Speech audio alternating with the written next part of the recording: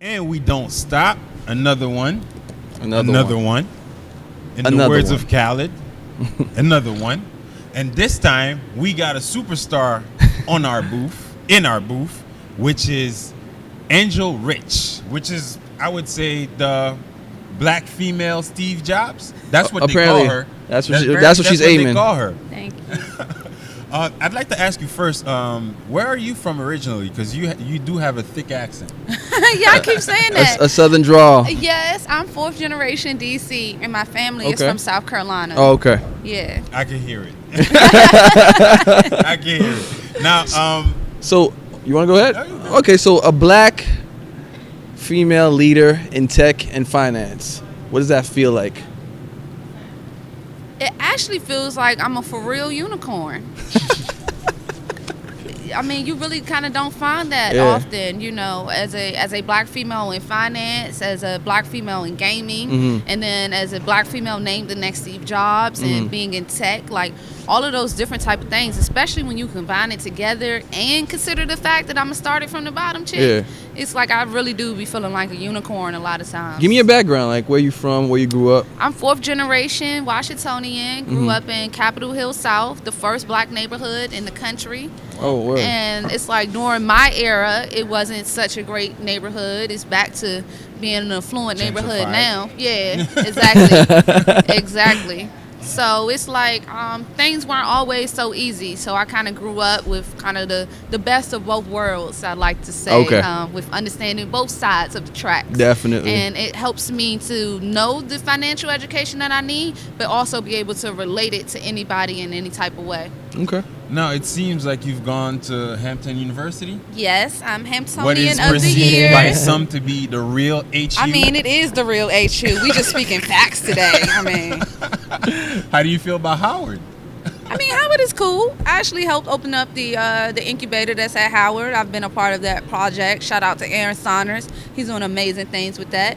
And I actually just founded the Hampton University Entrepreneurship and Innovation Institute, and we're going to be like partnering kind of with Howard. So it's like it's kind of a joking type of beef Okay. that we have with each other, but we actually do collaborate with each other a lot on a lot of projects. Now, can you tell us what Wealth Factory specifically is? Yes, definitely. It's a mystery. We design financial literacy education technology games. We basically walk people from birth to retirement in 12 interactive modules to exceed the personal finance Common Core standards. And the first game that we created is called Credit Stacker, where it's essentially kind of like Candy Crush. Yeah. But instead of swapping around candy, you swap around credit types to be able to pay off your debt and achieve a high credit score and learn from the multiple choice questions. Okay. And I mean, to you, I guess financial literacy is really important. Yes. Why do you think it isn't something that they actually that's in the curriculum for kids at school? Why do they wait till people go broke before they tell them you need a financial advisor? That boggles my mind as well. But what I've been told is they believe that it was a conversation for people to have in their homes. Okay. And I don't understand that because we don't have physical or sexual education, You know what I mean? Limited to our homes. You know what I mean?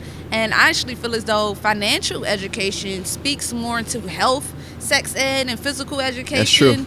than those actual subjects. You see it in our hoods that the more financial literacy you have, the more chance you have of succeeding at life. Exactly. Like if I hadn't had the opportunity to go and live in China and lose 100 pounds, I would probably be 400 pounds right now and would have never learned the proper way to eat. And Okay. I believe that is a direct correlation with my finances and the atmosphere I was able to put myself in. I think they didn't want to share the knowledge. The rich wanted to stay rich. That's banks. knew that the 20% of it. They knew that the poor probably wouldn't be educated enough to either get the knowledge or even go get it if they do get educated. And I think So- it's the banks also. The more people are broke, the more debt they have, the better it is for the banks. Yeah, they actually also make money off of people just being ignorant because if everybody understood finances, there would be no need for a financial advisor. Exactly. So I've had a few joke with me like, oh, don't teach them too much. And it's like, oh, you for real, though. You're actually for They real are right for now. real. They want you to stay broke. They want to, Of course. get all the gain money from it. and not leave any for us. But as a matter of fact, because I grew up in a household where my mom was at least she tried to always make me aware of Yeah. finances, at least credit. because we didn't have that much money. But credit, you had to maintain that at least, because that's not something that's physical. You have to take care of it, and she always did. Do you feel that your games are for adults as well?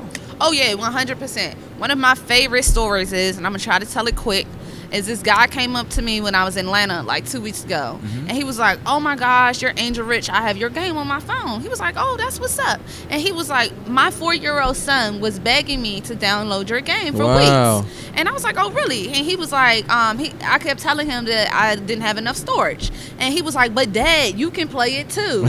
And he was like, "There's no game that you and I both can play and learn something from it." He was like, "But Dad, I promise you, you're gonna love this game." So he just happened to be listening to the radio, Facebook, whatever he was doing, and he saw me, and he was like, "Oh my gosh, that's the same game my son keep begging me to download." So now him and his son both be playing the game, playing along with it, learning from it, and it's extremely interesting to me how they're obviously probably about 30 or maybe even 40 years apart, and they're playing the exact same game, and they're learning different information from their own perspective in the game, and that's exactly how we intended to design it, and we're excited about that. But also, last night I tried the game last night, and you really learn a lot of stuff in there. Like, Thank you. Like People where credit scores come from. Where credit scores come from. I had absolutely no idea. I never even thought of researching that. Where credit scores come from, but it's interesting. I'm glad that you're saying that a father was able to play with his child. I'm gonna tell a quick story myself. I remember when I was like 8, my parents bought me our first Nintendo, and they bought Super Mario Brothers 3, and there was this other game called Anticipation, and I still remember the title of the game. And that game, for a French-speaking kid that didn't speak no English at the time, it was a game where they put images on the screen, and you had to write what it was. Match the word of the image. And as a kid, you see a hammer. To me, it's a marteau, but I had to come up, like my dad would help me. That's a hammer. So now you have to try to write it in English, a language I do not speak, right? At least at that time. And I remember my dad being on the couch next to me and tell my mom, like, this game is not that bad because it's teaching this kid something. And